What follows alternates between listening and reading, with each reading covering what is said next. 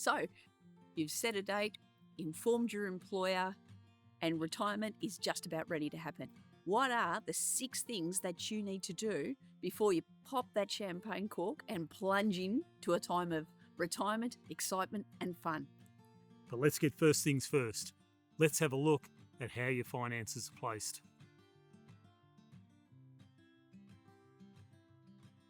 Are you over 67 and intend to access the pension? If so, an appointment with a financial advisor or Centrelink is a great first step in helping you know what you'll be entitled to and setting you on the right path to a comfortable retirement. Before you do anything, you need to know what your preservation age is.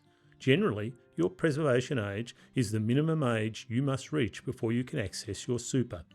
Your preservation age will be somewhere between 55 and 60, depending on what year you were born. Once you reach 65, you can access your super, even if you are still working. If you're over 60 in Australia, your superannuation payments may be tax-free.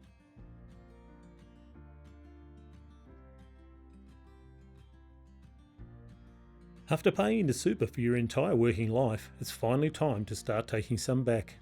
Do you know how much money you have? It's important to make sure that you keep as much of that hard-earned cash as you possibly can. Check out your superannuation pension options. What fees will you need to pay? Ask yourself these questions. What returns are you looking for? How often do you want to be paid? Fortnightly, monthly, or yearly?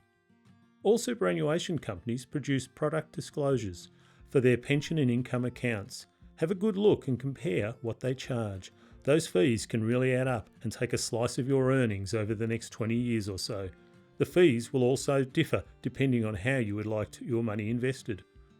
There's no need to stick with the same super company once you retire. If you find a company that has lower fees and fits your needs, look into changing. If you're not sure which way to go, it might pay to get some independent financial advice. It won't be free, but it may help you with your decision and save you money and heartache down the track. Now you know what money you will be able to access and how much money you'll have coming in. Make a budget and see how you go at living on that target amount before you retire. If it doesn't look like it'll be enough, it may be worth thinking about working perhaps for a little longer or looking for some part-time work to supplement your income. Are there any insurances that you have as part of your super payments that you might want to keep? If so, you'll need to check out some different options.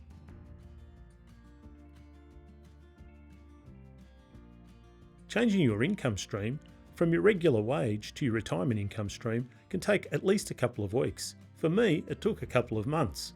Some super companies will need documentation from your employer to prove that you have retired in order for your income retirement stream to commence. Make sure that you've saved a buffer so that you can be without an income stream for a month or so while all of this gets sorted. Do you have a work phone, computer or tablet? If you do, obviously you're going to need a new one. And while you're at it, make sure you don't have any personal emails that are going to your work email account. Save any email addresses and work contacts that you might want to use in the future. This can take a while, so start early. Stop paying bills you don't need to pay anymore. Are there any things that you've been paying that you'll no longer need? Professional associations, fees, insurances, union memberships. Even if you might like to stay part of these groups, they sometimes have reduced fees for associate memberships. And while you're at it, check with your insurer regarding your rates on car and home insurance. Now that you're retired, you should be able to get a better rate. Finally, a bonus tip. Plan to have fun. Have you planned something to look forward to? Retirement can be a time of isolation for some, so make an effort to stay connected with friends and family. Consider joining clubs or groups that interest you, and remember to build in plenty of activity. You've got more time now, so there's no reason not to plan on improving your fitness.